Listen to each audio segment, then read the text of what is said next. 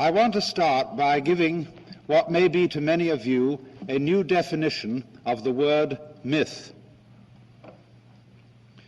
As normally used, the word myth means an idle tale, a fable, a falsehood, or an idea that's out of date, something untrue. But there is another, older and stricter use of the word myth, whereby it doesn't mean something untrue, but it means an image in terms of which people make sense of life and of the world. Supposing, for example, you don't understand the technicalities of electricity, and somebody wants to explain them to you. He wants to explain about the flow of currents. Well, to do that, he compares electricity with water. And because you understand water, you get some idea about the behavior of electricity. Or if an astronomer wants to explain to you what he means by expanding space, he'll use the metaphor of a balloon, a black balloon with white spots on it. The white spots represent the galaxies. And then if you blow up the balloon, they all get further away from each other at the same speed as the balloon blows up. In neither case are we saying that electricity is water or that the universe is a balloon with white spots on it. We are saying it's something like it. And so in the same way, the human being has always used images to represent his deepest ideas of how the universe works and what man's place in it is.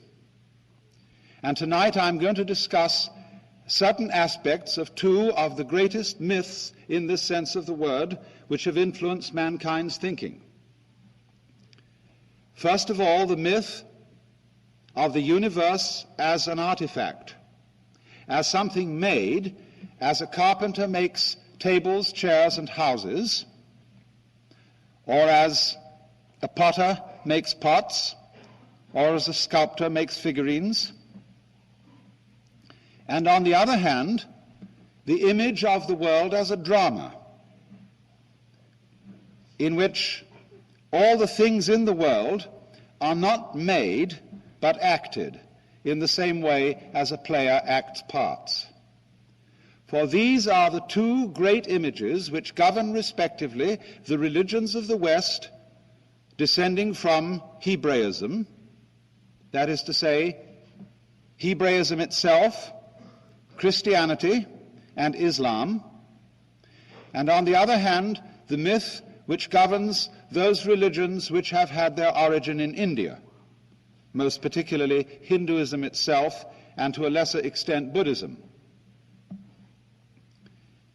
And I want to make it perfectly plain before I go any further that in talking about these two great religious traditions, in terms of images, I am talking about the way they express themselves at a rather popular level. Sophisticated Christians and sophisticated Hindus think beyond images. For example, a Christian may think of God as the Father, but a sophisticated and educated Christian does not imagine that God is a cosmic male parent with a white beard sitting on a golden throne above the stars. Nor does a Hindu imagine literally that God is the super showman, the big actor. These images are what it is like, not what it is. And perhaps when I get through with discussing them, we'll be able to ask the question as to whether any of these images still make sense to us in this 20th century when we have a view of the world so powerfully shaped by Western science. Now let me begin then with a few things about the image of the world and thus the image of man as it comes to us from the Hebrew Bible. It's said in the book of Genesis that the Lord God created man out of the dust of the earth, as if he had made of Adam a clay figurine. And then he blew the breath of life into its nostrils, and the figurine became alive. And it said that the figurine was made in the image of God. For God, who is conceived in this particular image as personal, as a living, intelligent spirit, creates in man something like that. But you must note very definitely that this is a creation, as the potter makes a pot out of clay. For the creature that the Lord God has made is not God. The creature is something less than God, something like God but not God. And you will see some very interesting consequences follow from this idea of the world as an artifact. What follows from it is that the whole universe is seen as a marvelous technical accomplishment. And if it is made, there must be an explanation of how it is made. And the whole history of Western thought has in many ways been an attempt to discover how the Creator did it. What were the principles? What were the laws laid down? What, in other words, was the blueprint that underlies this creation? And this image has therefore persisted throughout Western history and continues on into a time when very many people do not believe in Christianity or Judaism or Islam. They are, you might say, agnostics or atheists, but they still carry on something of this idea of the world as an artifact. If you are a Christian or a Jew, you believe that the world is the artifact, the creation, of the intelligent spirit called God. But if in this culture you are an atheist or an agnostic, you believe that the world is an automatic machine without a creator, something which made itself. We might say then that our original model of the universe was the ceramic model. And the Bible is full of references to God as the potter, who makes the world out of obedient clay. But when Western thinkers in the 18th century began to drop the idea of a personal God, they kept the idea of the artifact. And so we could say that after the ceramic model of the universe, we got the fully automatic model. And still, you see, underlying our way of thinking about things is the question, how are they put together? And if you want to find out, one of the obvious ways to proceed is to take them to pieces. Everybody knows that if you want to find out how something is made, you unscrew the parts and see what the secret is inside the box. And so Western science in its beginnings took everything apart. It took animals apart. It took flowers apart. It took rocks apart.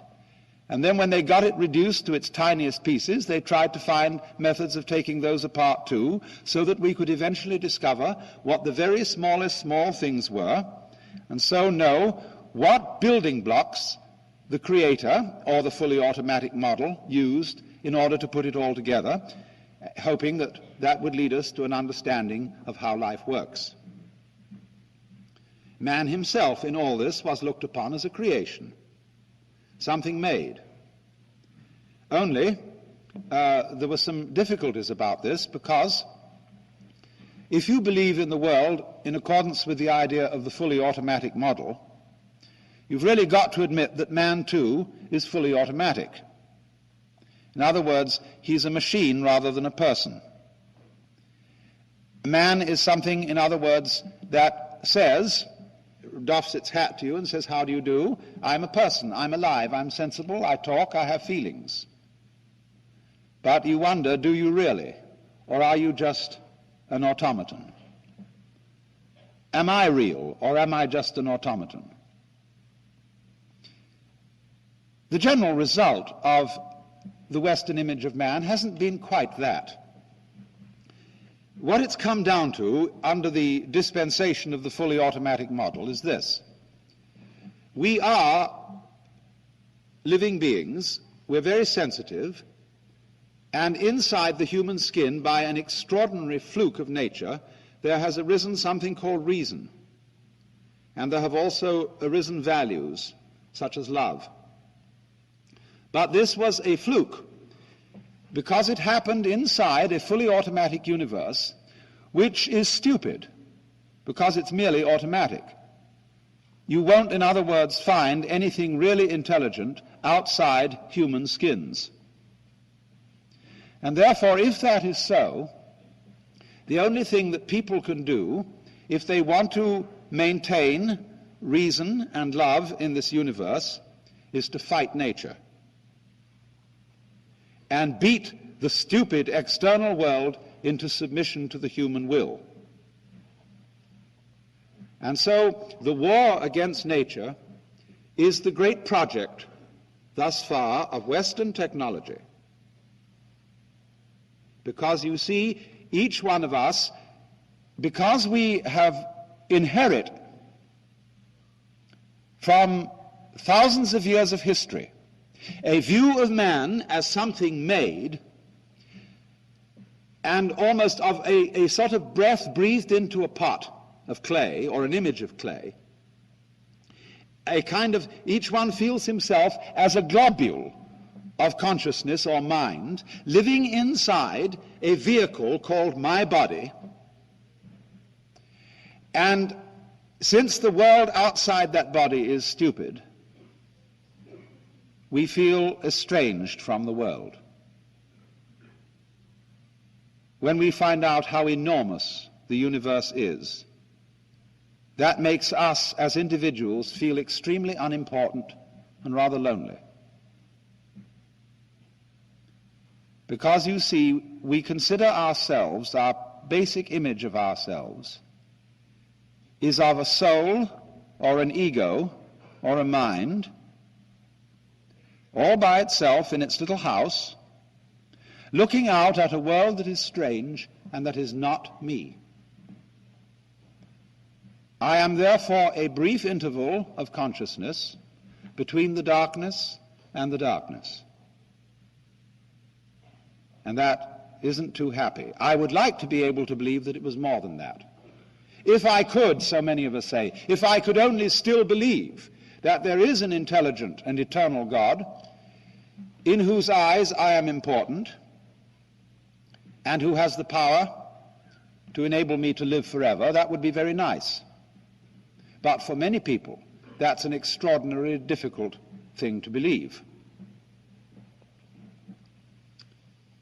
Now I want to contrast this image of the world with another, what I call the dramatic image as distinct from the image of the potter, or the ceramic image. And this will be the presiding image of Hinduism. Their idea is this, that God didn't make the world like a technologist, but he acted it. That is to say, every person and everything, for that matter, every tree, every flower, every animal, every star, every rock, every grain of dust is a role or part which the Godhead is playing. You must understand, of course, that the Hindu image of God is a little bit different from the Jewish, the Christian, and the Islamic. When I was a little boy, I used to ask my mother interminable questions. And when she got sick of it, she said, "My dear, there are some things in this life that we're just not meant to know." Well, I said, "Will we ever know?" She said, "Yes. If you die and then go to heaven, God will explain it all." And so I used to hope that on wet afternoons in heaven, we would all be able to sit round the throne of grace and say to the Lord, "Why did you do this and why did you do that?" And he would explain. Every child in the West asks his mother, "How was I made?" And nobody knows, but they know that perhaps somebody does, and that'll be God, and he'll be able to explain. Likewise, if anybody gets mentally deranged and claims to be God, we always humor such people by asking them technical questions. How did you make the world in 6 days? Or if you're God, why couldn't you change this plate into a rabbit? But that is because in our popular image of God, God is the supreme technocrat. He knows all the answers. He understands everything in detail and could tell you all about it. But the Hindus don't think of God that way. If you ask the Hindu God, how did you create the human body? He would say, look, I know how I did it, but it can't be explained in words, because words are too clumsy. In words, I have to talk about things slowly. I have to string them out, because words run in a line. And lines add up to books, and books add up to libraries. And if I explained to you how I made the human organism, it would take all eternity for me to tell you. Unfortunately for me, I don't have to understand things in words in order to make them happen. Nor do you. You don't have to understand in words how you breathe. You just breathe. You don't have to understand in words how to grow your hair, how to shape your bones, how to make your eyes blue or brown. You just do it. And somebody who does understand to some extent, maybe a physiologist, he can't do it any better than you can. So that, you see, is the Hindu idea of divine omnipotence.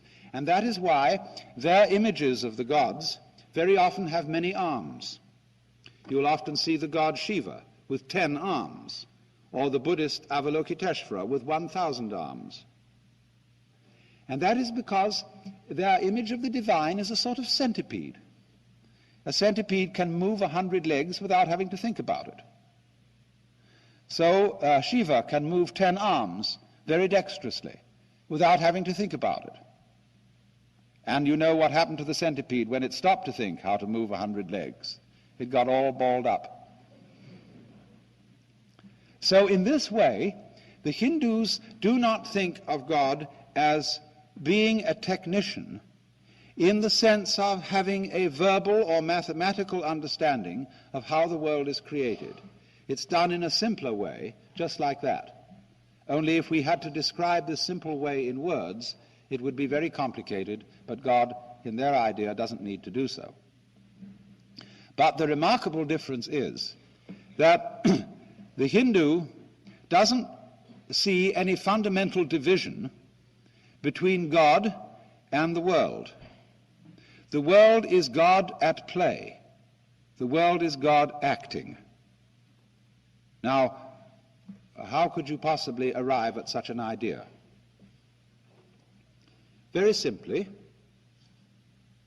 when he tries to think why there is a world at all, because if you think about it, it is extraordinarily odd that there is anything. It would have been much simpler and required a great deal less energy for there to have been nothing. But here it is. And why?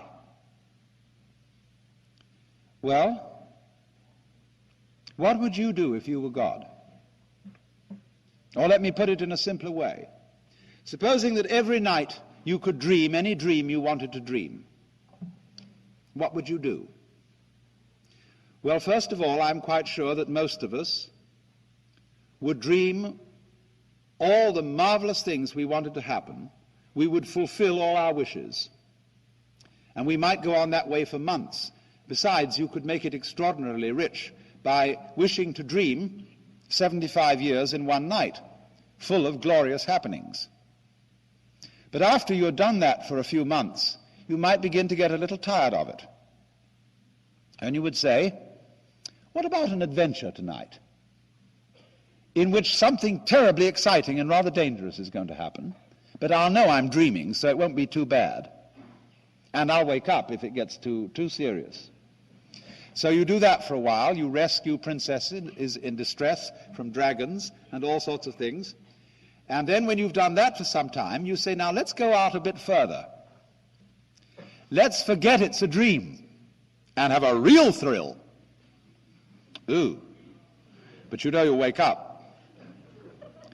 And then you get, after you've done that for a while, you get more and more nerve until you sort of dare yourself as to how far out you can get.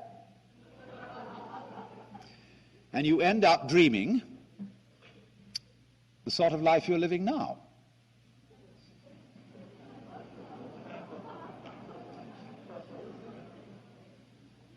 Now, why does one do that? Why would one do that? The reason, the Hindu would say, is that the basic pulse of life, the basic motivation of existence, is what we call the game of hide and seek. Now you see it, now you don't. You see, everything's based on that, because all life is vibration, pulsing. Light is a pulsation of light-darkness. Sound is a pulsation of sound-silence. Everything is going at various speeds. And in order to have, say, it's like the motion of a wave. Now, a wave consists of two pulses, the crest and the trough. You can't have crests without troughs. You can't have troughs without crests. They always go together.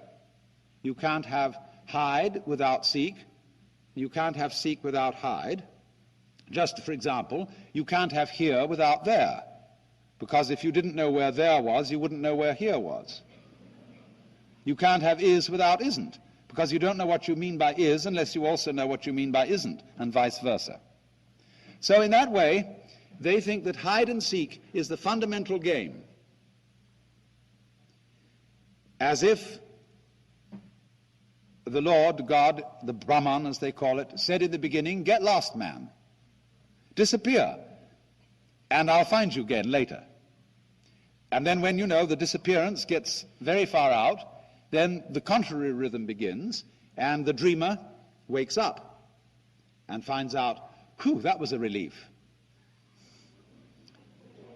And then after a rest period in which everything is, of course, at peace, it starts all over again, because the spirit of adventure springs eternal. Now then, the Hindus had extremely vast ideas of space and time for their period in history, and they have the theory that the hiding part of the game goes on for 4,320,000 years, a period called a kalpa, K-A-L-P-A in Sanskrit. And then the seek part, that is to say, let me put it this way, the dreaming part is followed by the waking part. The dreaming is the hiding, where the Godhead imagines that it's all of us. Then for another 4,320,000 years, there's a period of awakening. And then at the end of that, again begins the dream. Now the dreaming period is further subdivided into 4 stages. The first stage is the longest, and it's the best. During that stage, the dream is beautiful.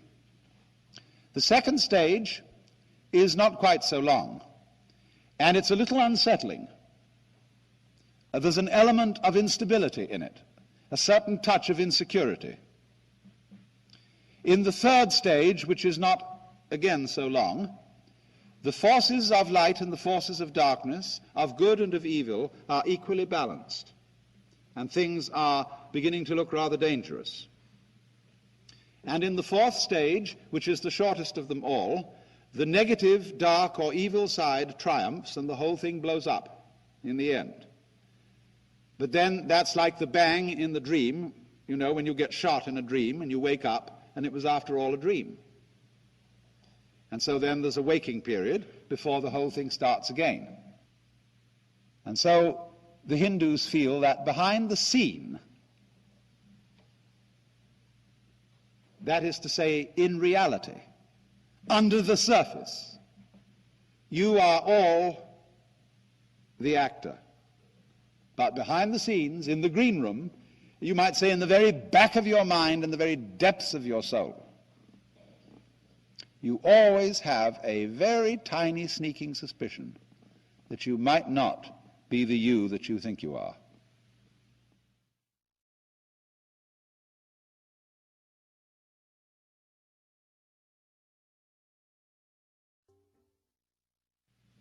Now, the dreaming period is further subdivided into 4 stages. The first stage is the longest, and it's the best. During that stage, the dream is beautiful. The second stage is not quite so long, and it's a little unsettling. There's an element of instability in it, a certain touch of insecurity. In the third stage, which is not again so long, the forces of light and the forces of darkness, of good and of evil, are equally balanced, and things are beginning to look rather dangerous. And in the fourth stage, which is the shortest of them all, the negative, dark, or evil side triumphs, and the whole thing blows up in the end. But then that's like the bang in the dream, you know, when you get shot in a dream and you wake up, and it was after all a dream. And so then there's a waking period before the whole thing starts again.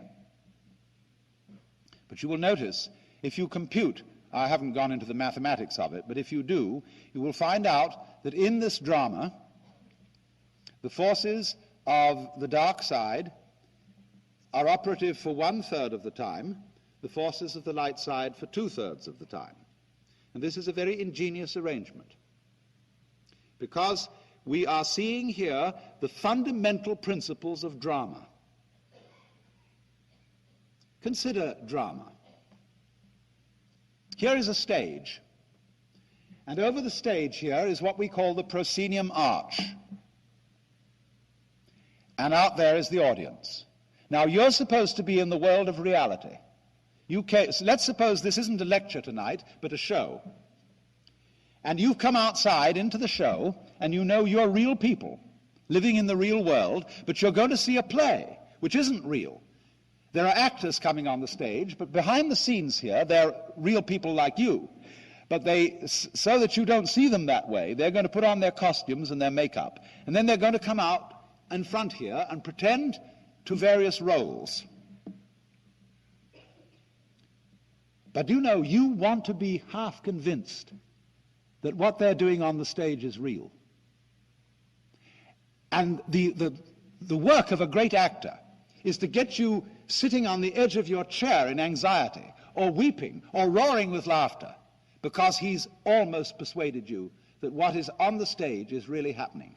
That is the greatness of his art, to take the audience in. And of course, in the same way, the Hindu feels that the Godhead acts his part so well that he takes himself in completely, so that each one of you is the Godhead, wonderfully fooled by your own act. And although you won't admit it to yourself, enjoying it like anything. Because you mustn't admit it. That'd give the show away. Now, it's a funny thing. When you say, I'm a person, the word person is a word from the drama. You know, when you open a play that is the script, you'll see the list of the actors, and it's called dramatis personae, the persons of the drama. And the word person in Latin is persona. That means through sound. Something through which sound comes. Because the persona in Greco-Roman drama was the mask worn by the actors, and because they acted on an open-air stage, the mouth was shaped like a small megaphone, and that would project the sound. So the person is the mask. Isn't it funny now how we've forgotten that? And so Harry Emerson Fosdick could write a book called How to Be a Real Person, which, if translated literally, is How to Be a Genuine Fake. Because in the old sense, you see, the person is the role, the part played by the actor. But if you forget, you see, that you are the actor, and you think you're the person, you've been taken in by your own role. You're enrolled. You're bewitched, spellbound, enchanted. So then, look at something else about the drama and its nature. In the drama, there has to be a villain. Unless, of course, you're acting some kind of a non-play, which doesn't have any story. But all fundamental stories start out with the status quo, where everybody's sort of going along, and then something has to come in to upset everything. And the interest of the play is, how are we going to solve it? It's the same when you play cards. Supposing you're playing solitaire. You start by shuffling the deck, and that introduces chaos. And the game is to play order against chaos.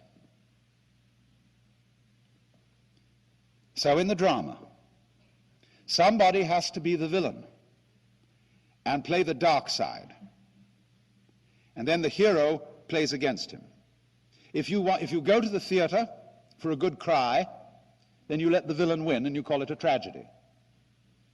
If you go for a thrill, you let the hero win. If you go for laughs, you call it a comedy. There are different arrangements then between the hero and the villain. But in all cases, when the curtain goes down at the end of the drama, the hero and the villain step out hand in hand, and the audience applaud both. They don't boo the villain at the end of the play. They applaud him for acting the part of the villain so well. And they applaud the hero for acting the part of the hero so well. Because they know that the hero role and the villain role are only masks. And so you see behind the stage, too, there is the green room, where after the play is over and before it begins, the masks are taken off. And so the Hindus feel that behind the scene, that is to say, in reality, under the surface, you are all the actor, marvelously skilled in playing many parts and in getting lost in the mazes of your own minds and the entanglements of your own affairs, as if this were the most urgent thing going. But behind the scenes, in the green room, you might say in the very back of your mind, in the very depths of your soul, you always have a very tiny sneaking suspicion that you might not be the you that you think you are. The Germans call it a Hintergedanke, a thought way, way back in your head that you will hardly admit to yourself. Because, of course, you've been brought up, most of you, if you were brought up in the Hebrew Christian tradition, it would be very wicked indeed to think that you were God. That would be blasphemy. And don't you ever dare think such an idea. Which, of course, is all as it should be, because the show must go on. Until, of course, the time does come to stop. Now, you will see that this involves two quite different ways of dealing with the fundamental question, two fundamental questions. One, what is man? That is, who are you? And in the Hebrew Christian answer, we more or less say, well, I'm me. I'm Alan Watts. I'm John Doe. I'm Mary Smith. And I firmly believe I am, because I really oughtn't to think anything else, ought I? And that me is a finite ego, or a finite mind, whatever that is. On the other hand, the Hindu will say that the real self, which he calls Atman, A-T-M-A-N, is what there is. It's the works. It's the which than which there is no whicher, the root and ground of the universe and of reality. The next problem where they differ so sharply is, well, why have things gone wrong? Why is there evil? Why is there pain? Why is there tragedy? Now, in the Christian tradition, you have to attribute evil to something else besides God. There, God is defined as good. And he originally created the scheme of things without there being any evil in it. But there was a mysterious accident in which one of the angels, called Lucifer, didn't do what he was told. Man, there was a fall of man. Man disobeyed. He went against the law of God. And from this point, evil was introduced into the scheme of things, and things began to go wrong, that is to say, against the will of the perfectly good Creator. Now, the Hindu thinks in a different way. He feels that the Creator, or the actor, is the author of both the good and the evil. For the reasons that I explained to you, you have to have the evil for there to be a story. And in any case, it isn't as if the Creator had made evil and made someone else its victim. It isn't like saying God creates the evil as well as the good, and poor little us are his puppets and he inflicts evil upon us. The Hindu says nobody experiences pain except the Godhead. You are not some separate little puppet which is being kicked around by omnipotence. You are omnipotence in disguise. And so there is no victim of this. No helpless, defenseless, poor little thing. Even the baby with syphilis is the dreaming Godhead. Now, this makes people brought up in the West extremely uneasy, because it seems to undercut the foundations of moral behavior and say, well, if good and evil are created by God, isn't this a universe in which just anything goes? I mean, if I'm God in disguise, surely if I realize that, I can get away with murder. Well, think it through. Didn't I point out that in the game, as the Hindus analyze it, the evil part has 1/3 of the time, and the good part has 2/3? What sort of a game do you want, anyway? You will find out, you see, that all good games, games that are worth playing and that arouse our interest, are constructed like this. If you have the good and the evil equally balanced, the game is boring. Nothing happens. It's stalemate. The irresistible force meets the immovable object. On the other hand, if it's all good, and there's hardly any evil, or maybe just a weeny little bit of a fly in the ointment, it also gets boring. Just in the same way, for example, supposing you knew the future and could control it perfectly, what would you do? You would say, let's shuffle the deck and have another deal. Because, for example, when great chess players sit down to a match and it suddenly becomes apparent to both of them that white is going to mate in 16 moves and nothing can be done about it, they abandon the game and begin another. They don't want to know. There wouldn't be any hide in the game, any element of surprise if they did know the outcome. So a game with good and evil equally balanced isn't a good game. A game with the positive or good forces clearly triumphant isn't an interesting game. What we want is a game where it always seems that the good side is about to lose. I'm in really serious danger of losing, but manages always to sneak out. You know how it is in serial stories when they get the hero at the end of an installment in some absolutely impossible position where it seems that he's going to be run over by a train because he's tied with his girlfriend to the rails, and you know somehow in the next installment the author's going to get them out of the difficulty. Only he mustn't do it too obviously, because you won't go on reading the next installment.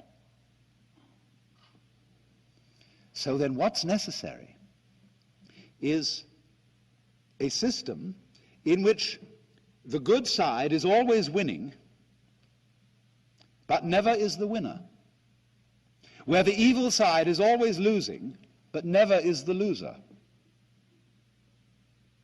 That's a very practical arrangement for a successful ongoing game which will keep everybody interested.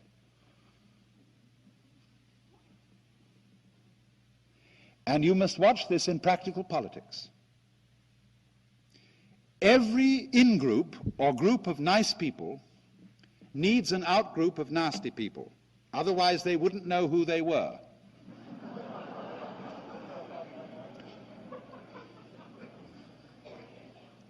And you must recognize then that this out-group is your necessary enemy, whom you need.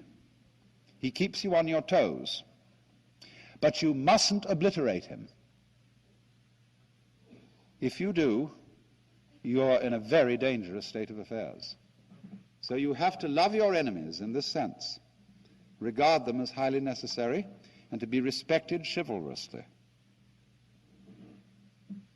We need the communists, and they need us.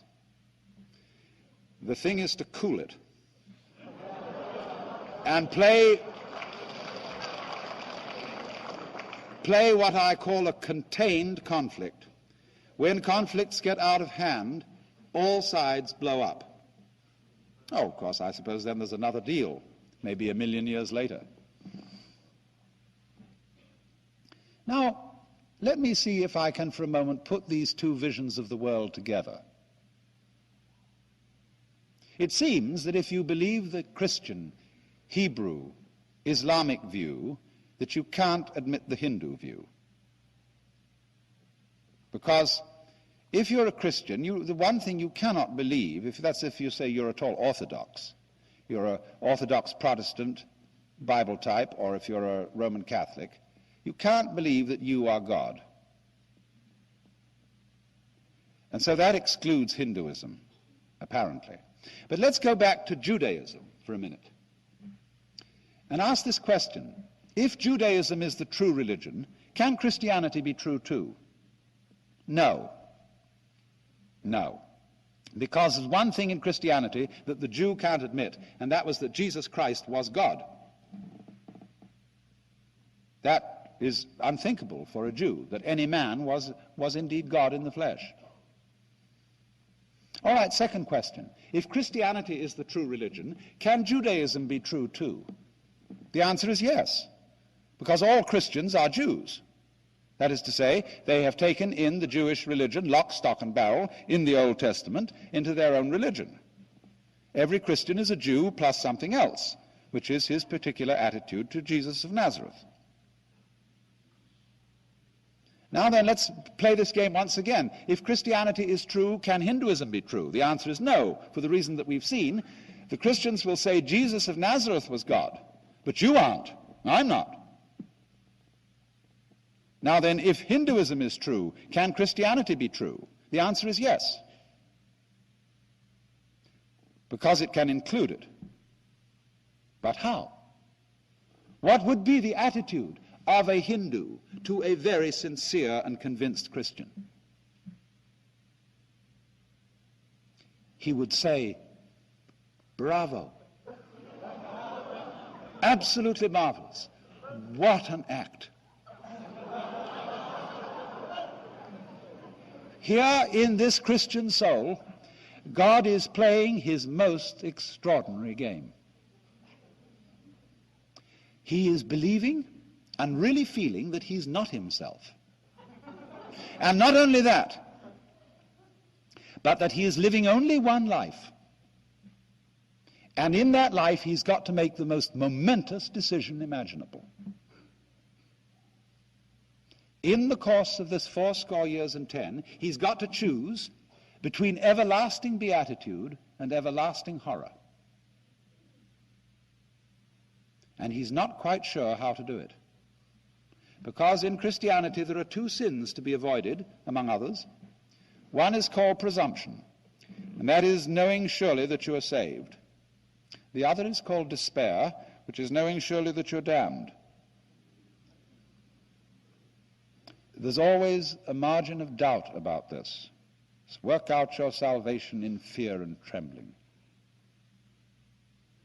So you might say that this is preeminently the gambler's religion. Imagine, at some great casino, late at night, there is some marvelous master gambler who's been winning all night. And then suddenly he decides to stake his whole winnings on whether the ball lands on red or black. Sensation! Everybody gathers from all over the casino to watch this terrific gamble. So in the same way, the predicament in which the Christian soul finds itself is this colossal gamble, which is saying this universe can possibly contain in it ultimate tragedy. There could be such a thing as an absolute, final, irremediable mistake. And what a horror that thought is. And so the Hindu is sitting in the audience, fascinated by this Christian's extraordinary, reckless gamble. He says, that's a beautiful game. The Christian doesn't know it's a game, but the Hindu suspects it is. And he's a little bit admiring it, but not quite involved. Now you would say, perhaps, now you ought to be involved. Give your whole self to this. Make an act of commitment. Once to every man and nation comes the moment to decide, in the strife twixt truth and falsehood for the good or evil side. Then it is the brave man chooses while a coward stands aside, etc. That sounds great, doesn't it? Commitment. Stand up and be counted. It is a virtue, but on the other hand, you see another virtue, what we call being a good sport. If your enemy in the battle of life is to be regarded as an absolute enemy, who is pure evil, black as black can be, you can't be a good sport. And you can accord him no chivalry, no honors of battle. You've got to annihilate him by any means possible, fair or foul. And that leads to some pretty sticky situations, especially when he has the means of annihilating you in just the same way. But if, on the other hand, in all contests, you know that while you're going to take it seriously and regard it as very important, in the back of your mind, in that little Hintergedanke, you know it is not ultimately important, although very important. And this saves you. This enables you to be a good player. You may worry about the word play, because we often use the word play in a trivial sense. Oh, you're just playing. You mean life is nothing but a game? The Hindus indeed call the creation of the universe the Leela, or the game, or the play of the divine. But we also use play in other senses.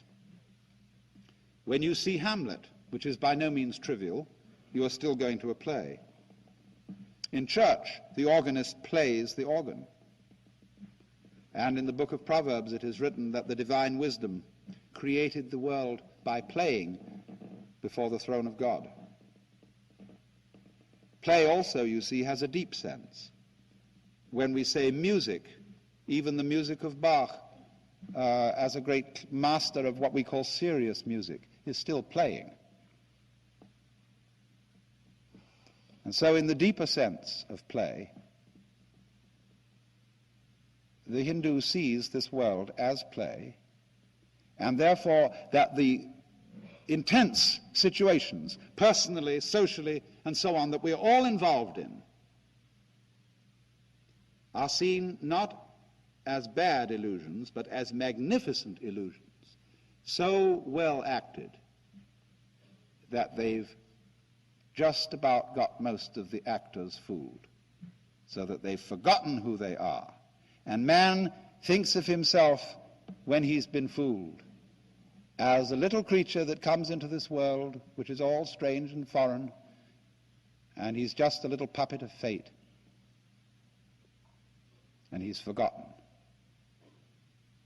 that the whole thing has at its root the self, which is also yourself.